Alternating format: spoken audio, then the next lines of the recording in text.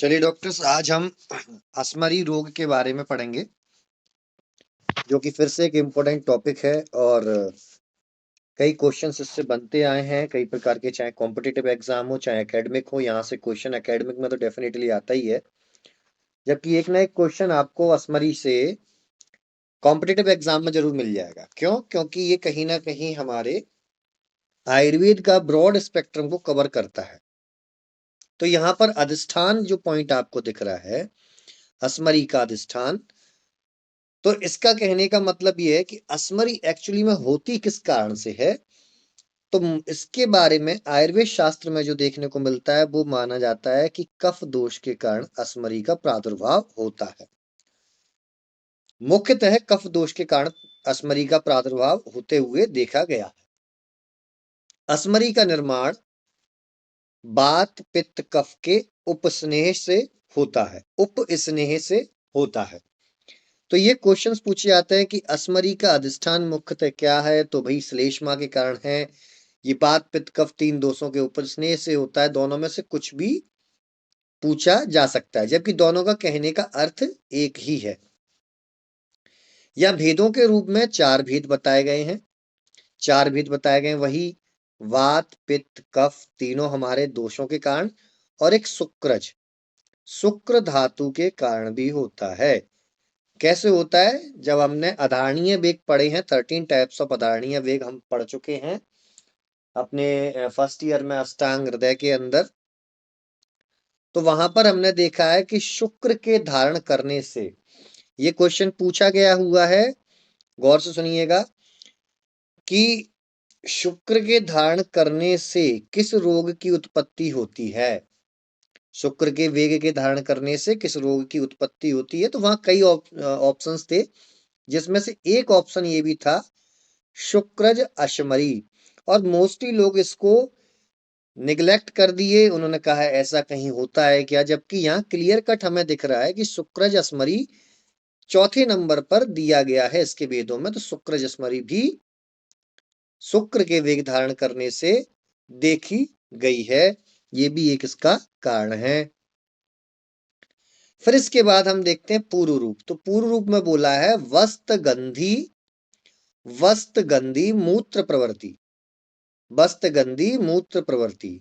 इसका अर्थ है, वस्त का अर्थ होता है बकरे के समान, बकरे के समान गंध वाला मूत्र की प्रवृत्ति होती है। ऐसी गंध आती है मूत्र से, इस प्रकार की मूत्र प्रवृत्ति होती है। यूरिनेशन इस प्रकार से पास आउट होता है।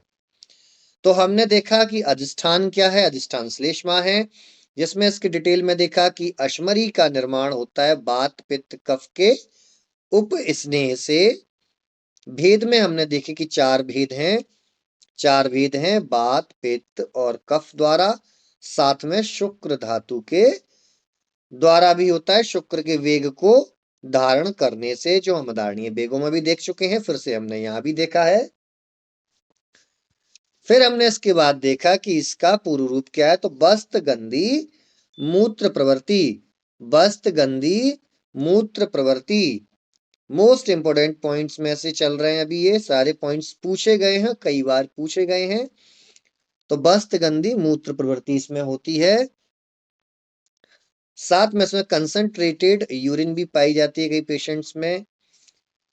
फिर उसके बाद मूत्र का वर्ण आता है गोमेद प्रभा। कैसा? गोमेद, गोमेद के समान, गोमेद प्रभा, प्रभा यानी समान, आभा वाला। तो गोमेद प्रभा मतलब चावल का मांड आपने देखा होगा, चावल का मांड हम निकालते हैं, चावल का जो पानी होता है, तो ऐसा धुंधला धुंधला व्हाइटिश कलर का जो श्राव उसमें से निकलता है, उस पानी को हम जब बहाते हैं तो वैसा धुंधला हुआ फॉगी लाइक, जो उसको बोलते हैं हम, इमेज हमें मिलता है। तो इस प्रकार का श्राव यहां होता है, इस प्रकार का वर्ण लेकर के मूत्र की प्रवृत्ति देखी जाती है। अब यहां पर एक पॉइंट देखने को मिल रहा है, बालकों में अश्मरी अधिक पाई जाती है। बालकों में अश्मरी अधिक पाई जाती है, ऐसा क्यों? तो हमने पहला पॉइंट देखा था कि श्लेष्मा मुख्य इसका रीजन है या अधिष्ठान है कफ दोष। और हमारी जीवन की 3 अवस्थाएं होती हैं, बाल्यावस्था, युवा अवस्था और वृद्ध अवस्था।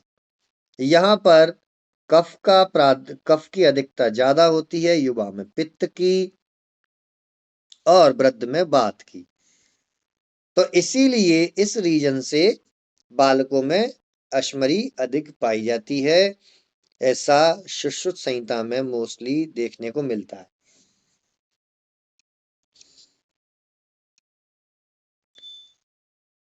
अब ऐसा क्यों कहा होगा आचार्यों ने? उस समय पर उनके एक्सपीरियंसेस रहे होंगे, ये बालकों में ज्यादातर देखने को मिली होगी। देखो, जैसा एक्सपीरियंस जिसका रहता है वैसा वर्णन हमें देखने को मिलता है। और ये क्लियर कट आज के समय की रिसर्च के बेसिस पर मैं तो इसको कंफर्म नहीं कर सकता कि बालकों में, जबकि बालकों से ज्यादा तो आज यंग एज के व्यक्तियों में ये देखने को मिलती है। लेकिन चूंकि हमारी संहिता में लिखा है, क्वेश्चंस पूछे जाते हैं, तो हम इसको मान्य करते हैं और अपने दिमाग में भी रखेंगे ताकि हम क्वेश्चंस गलत ना करके आए। अब अश्मरी के भेदों को हम अश्मरी के लक्षणों को भेद अनुसार हम देखते हैं। देखिए, बात पित्त कफ, ये 3 प्रकार के हमने भेद पढ़े थे। तो तीनों प्रकार के तीनों आचार्यों के अनुसार, चरक के अनुसार, सुश्रुत चरक के अनुसार, भागवत माधव दान के अनुसार और आधुनिक जो है उसके अकॉर्डिंग हम इसको एक बार देखते हैं। कफज अश्मरी के बारे में बोला है, कुक्कुट आंड प्रतिकाशा। कुक्कुट आंड जो एग होता है, उस एग के जैसा अश्मरी जो होती है, उस एग के जैसे कलर की देखने को मिलती है। मधुक पुष्प वर्णी, ये वर्ण के आधार पर बोल रहे हैं वो, ना कि आकार के आधार पर। मधुक पुष्प वर्णी, मधुक के पुष्प के समान होती है, व्हाइटस कलर लेकर के। चूंकि कफ का कलर भी हम व्हाइट देखते हैं, तो यहां भी बोला गया है। चरक ने बोला है श्लक्ष्ण, श्लक्ष्ण यानी चिकनी, चिकनी होती है, मुलायम होती है, इस प्रकार का उन्होंने चरक ने वर्णन कर दिया है। भागवत जी और माधव निदान दोनों क्या बोल रहे हैं, माधवकर जी और भागवत जी, कि मधुवर्ण या शतावर्ण, या तो शहद के जैसी या फिर शता यानी मिश्री के वर्ण के जैसी देखने में मिलती है। तो ठीक है, कफ से दोनों को रिलेट करें तो ठीक है, एक वर्ण के आधार पर, एक कंसंट्रेशन के आधार पर वर्णन कर रहे हैं कि भाई शहद जैसा semi solid jelly like structure होता है, तो कफ भी लगभग ऐसा ही हमने वर्णन पढ़ा है, स्निग्ध। और सिता व्हाइटिस कलर की होती है, मिश्री तो लगभग कफ का कलर भी हमने श्वेत वर्णी हमने कफ को माना है। तो वो चीज यहाँ हम एक कंपैरेटिवली स्टडी में देखें तो ये जस्टिफाई होती है। मॉडर्न साइंस में फॉस्फेटिक जो होती है कैलकुलस, जो कि बहुत भुरभुरी टाइप की, हम बोलते हैं कि इजीली टूट जाती, इजीली ब्रेक डाउन हो जाती है, तो वो इससे हम कोरिलेट कर सकते हैं। अब पित्तज अश्मरी भल्लातक अस्थि प्रतिमा, भल्लातक जो होता है हमारा, भल्लातक उसका बीज होता है, यानी भल्लातक को फोड़ा तो अंदर से जो उसकी ग्री टाइप की निकलती है, उस जैसे कलर की ये होता है पित्तज। मधुवर्णी बोला है। अब यहां पर इस पॉइंट को नोट डाउन कीजिए कि सुश्रुत ने पित्तज अश्मरी को मधुवर्णी बोला है, जबकि भागवत ने और माधव निदान ने कफज को बोला है। डायरी में नोट डाउन कीजिए, मधुवर्णी इजकल टू कफज, ब्रैकेट में भागवत, मधुवर्णी इजकल टू कफज और यहां पित्तज। यहां लिख दीजिए भागवत, यहां लिख दीजिए सुश्रुत। तो आपको ऐसे डायरी में लिखेंगे तो जब हम एग्जाम देने जाते हैं उस समय ब्रीफ रिवीजन करने में आसानी होती है। इसको बोलते हैं नॉन कंफ्यूजिंग स्टडी, क्योंकि आप यहाँ पढ़ेंगे तो कई बार कंफ्यूज होने के चांस भी होते हैं, लेकिन आप एक जगह पर अगर ऐसे लिख लेते हैं, मिला लेते हैं, तो इस कंफ्यूजन के चांस आपके समाप्त हो जाते हैं। तो यहां हमने देखा इसका दूसरा जो पॉइंट हमें देखने को मिलता है वो है उष्णवात। उष्णवात मतलब बर्निंग सेंसेशन टाइप का एक लक्षण भी देखने को मिलता है। बर्निंग सेंसेशन, बात से या सेंसेशन को लिया गया है। चरक के अनुसार अश्मतुल्य, अश्मतुल्य यानी पत्थर के जैसी होती है, और बागवट और माधवदान के अनुसार वही वल्ला तक अस्थि के आभा लिए हुए, यहां पर दोनों कॉमन बोल दिए हैं। यूरिक एसिड के कैलकुलस होते हैं, कैसे होते हैं? क्रिस्टल फॉर्म में, इस प्रकार के ऐसे करके। तो ये क्रिस्टल लाइक जो कैलकुलस होती हैं, ऐसे भी हो सकता है, अष्टकोणीय षटकोणीय भी हो सकते हैं। ये क्रिस्टल लाइक जो स्टोन होती है, कैलकुलस होती है, वो यूरिक एसिड के कैलकुलस मानी जाती है, जो कि बहुत पीड़ादायक होती है। ये ज्यादातर जिन जो रीनल पेल्विस का एरिया होता है, ये हमारी अगर किडनी को देखें,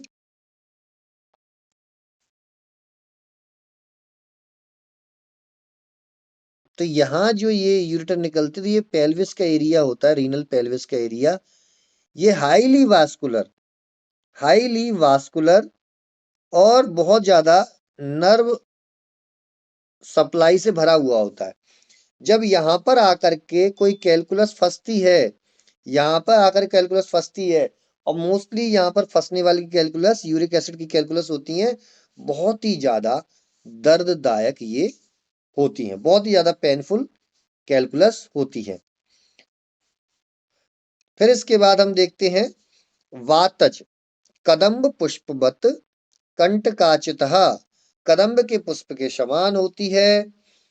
कदम्ब का पुष्प कैसा होता है? कंटकाचिता बोला है, कांटे नुमा, इस प्रकार से उस पुष्प की आकृति होती है। उसका फल भी गोलाकार और उसके ऊपर छोटे छोटे स्पाइक से होते हैं, उसके स्पाइक होते हैं ऐसे। तो इस प्रकार का उन्होंने बोला है कि ये भी वेदना, चूंकि बात जहां पर होता है वहां वेदना उपस्थित होती है, तो उससे उन्होंने अर्थ लिया है। तो हमें ध्यान देना है, फिर से रिवाइज करते हैं।